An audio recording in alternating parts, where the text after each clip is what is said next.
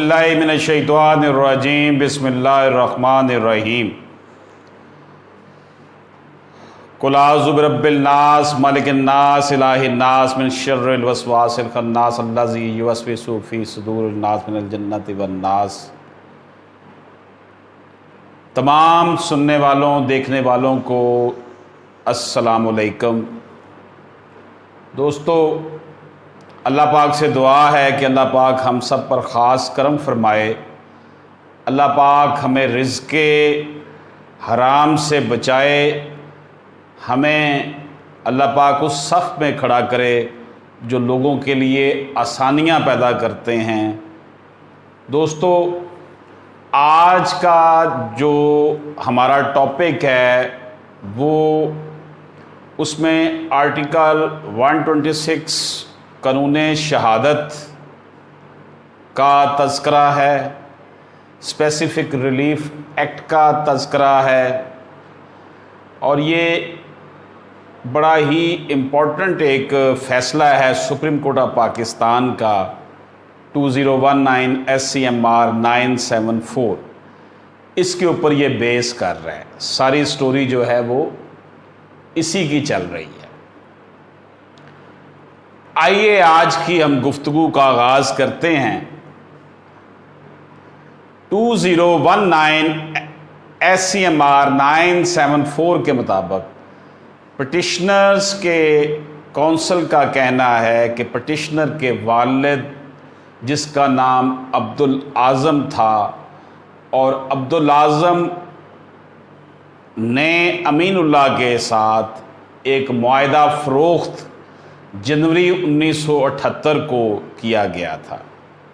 ये मुआहदा फ़रोख्त जो था, इसके मुताबिक अब्दुल आज़म ने 153 कनाल और 9 मरले ज़मीन जो कि गांव ढाका ज़िला पेशावर में वाक़या है ख़रीदी और तमाम रकम अमीनुल्लाह को अदा कर दी। ये पटिशनर का कौंसल कह रहा है जो सुप्रीम कोर्ट में केस पेश हुआ। अब्दुल आज़म की वफ़ात के बाद उसके वारसान ने एक दावा दायर किया कि उन्हें अब्दुल आज़म के वारसान करार दिया जाए। अमीनुल्लाह जो कि उस वक्त ज़िंदा था ने उस मुआहदे को मानने से इनकार कर दिया और कहा कि यह मुआहदा जैली है। अमीनुल्लाह ने भी दावा कर दिया। दोनों मुकदमात को इकट्ठा कर दिया गया और अब्दुल आज़म के वारसान के मुकदमा बाद में जो है वो खारिज हो गया और अमीनुल्लाह के मुकदमे जो था उसके हक़ में डिग्री हो गई। अमीनुल्लाह भी 2000 में फौत हो गया। उस वक़्त मुकदमा जो था वो ज़ेर इल्तवा था। अमीनुल्लाह के वारसान के नाम सिविल जज ने रिकॉर्ड में लिख दिए। पटिशनर के वकील का कहना था कि पटिशनर्स के कब्ज़े में उस वक़्त ज़मीन थी और जब उन्होंने ख़ुद को मालकान डिक्लेयर करने के लिए दावा दायर किया, उस वक़्त इनकी मलकियत का इनकार कर दिया गया था।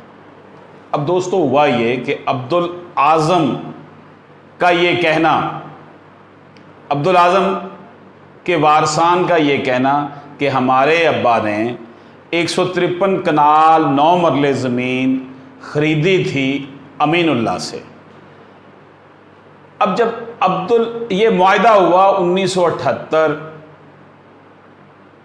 जनवरी के महीने में, और जब अब्दुल आज़म फौत हो गया तो 2000 में, यानी कि आप देख लें कि कितना टाइम गुज़र चुका है। अमीनुल्लाह 2000 में फौत हुआ और अब्दुल आज़म जो है वो वफ़ात जब उसने पाई तो उसके वारसान ने एक मुकदमा दर्ज कर दिया था और अमीनुल्लाह फौत हुआ 2000 में। अब अब्दुल आज़म के वारसान ने ये कहा कि हम जो हैं वो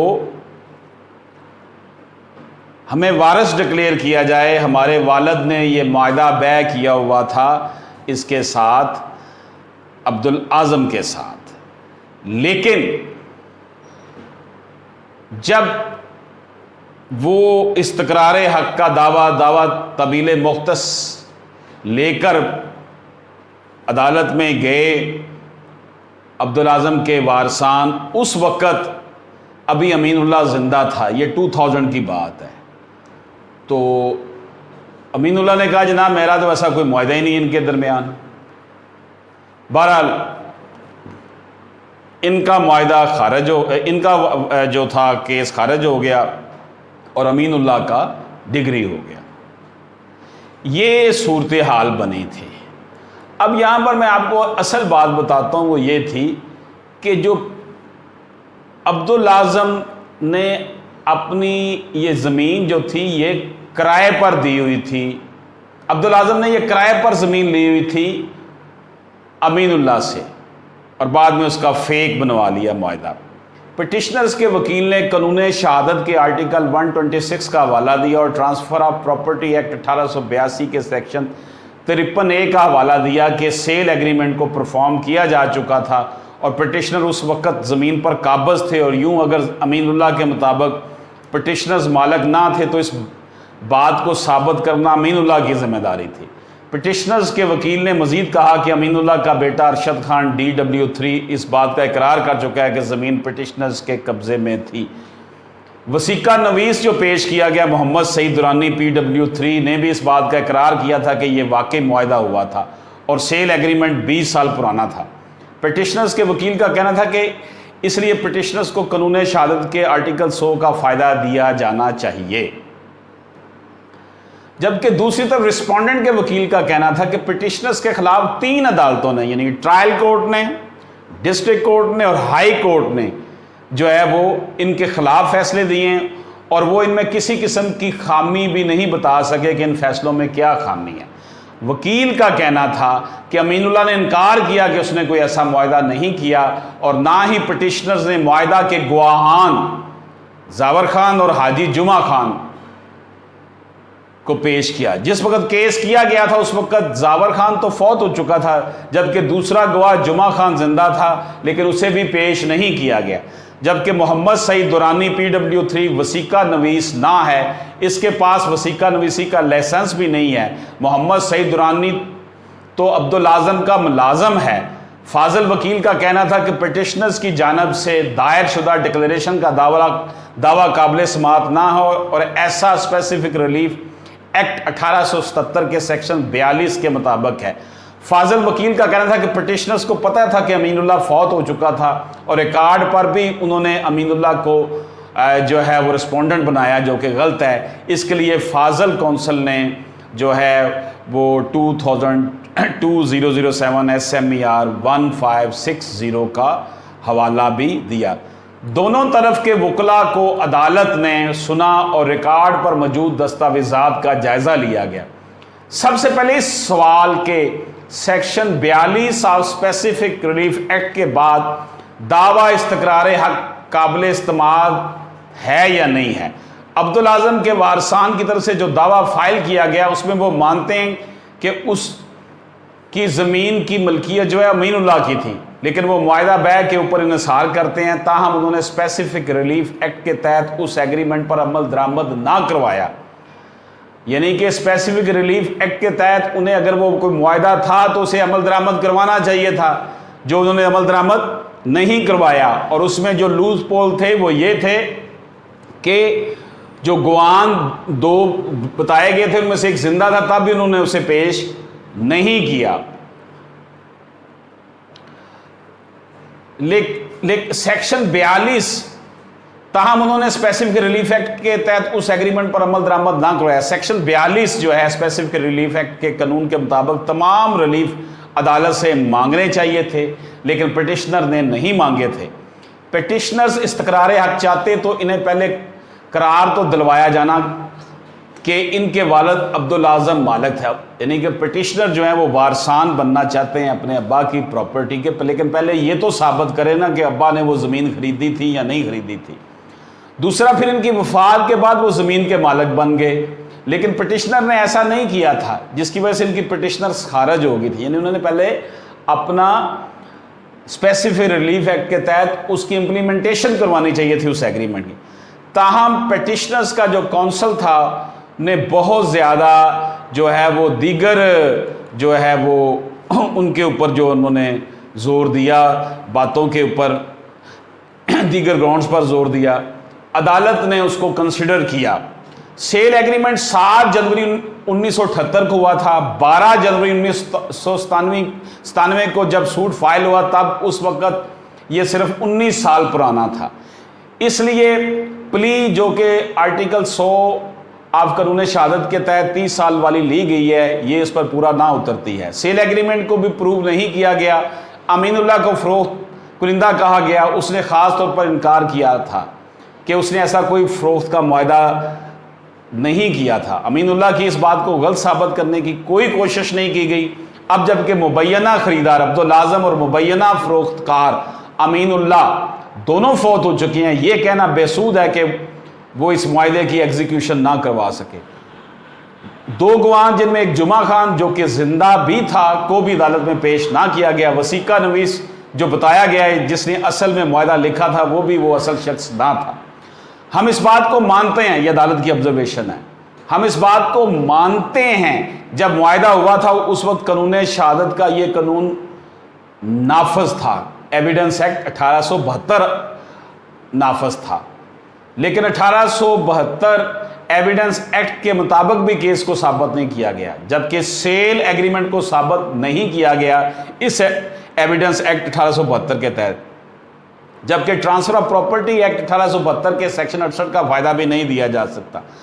अमीनुल्लाह के वारसान का कहना था कि पिटिशनर्स उनकी जमीन पर बतौर किरायादार काबज थे, ना कि मुआहदा फरोख्त की बिना पर उनका कब्जा था। और पिटिशनर्स ने ये भी पिटिशनर जो है ये भी साबित नहीं कर सके कि उनके पास कब्जा मुआहदा बै की वजह से था या इससे पहले था या क्या वजह थी। यानी कि पिटिशनर ये साबित नहीं कर सके कि उनके पास जो कब्जा था वो मुआहदा बै की वजह से था। इसका मतलब ये हुआ कि दाल में काला था।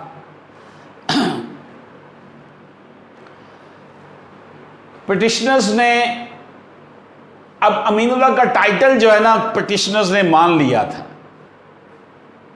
पिटिशनर ने माना है कि मालिक अमीनुल्लाह था। ये वो केस नहीं है कि जहां 2 पार्टियों ने मलकियत का दावा किया। अब सुप्रीम कोर्ट का ये बड़ी अहम बात है दोस्तों जो मैं आपको बता रहा हूं कि पिटिशनर्स ने माना है कि मालिक अमीनुल्लाह है। अब यहां पर यह केस नहीं है कि जहां 2 पार्टियों ने मलकियत का दावा किया हो। सिर्फ पोजेशन की बुनियाद पर आर्टिकल 126 कानून शहादत का इतलाक नहीं किया जा सकता। जब 2 पार्टियां किसी प्रॉपर्टी की दावेदार हों तो कानून शहादत अप्लाई होता है। अमीनुल्लाह का टाइटल माना गया है। पिटिशनर्स की जानब से रिकॉर्ड से वाज़ेह होता है कि पिटिशनर्स ने ट्रायल कोर्ट में 2 अपीलें दायर की। पिटिशनर्स ने अमीनुल्लाह को सिर्फ रिस्पोंडेंट बनाया, जबकि पिटिशनर्स जानते थे कि अमीनुल्लाह मर चुका है, यानी गलत तौर पर उसको इन्होंने रिस्पोंडेंट बनाया और उसके वारसान रिकॉर्ड पर आ चुके थे। इस तरह की अपील काबिल समाअत नहीं है, जैसा कि 2007 SMER 1565 में करार दिया जा चुका है। तीनों अदालतों के फैसला जात जो है मुखालफ में फैसला करने की कोई वजह ना है, यानी कि तीनों अदालतों के फैसला जात पिटिशनर्स के खिलाफ हैं। अब इसके खिलाफ फैसला ना करने की कोई वजह नहीं है, इसलिए पिटिशंस को खारिज किया जाता है। स्पेसिफिक रिलीफ एक्ट सेक्शन 12 और 42 इस केस में मुआहदा फरोख्त की बुनियाद पर मलकियत का दावा किया गया।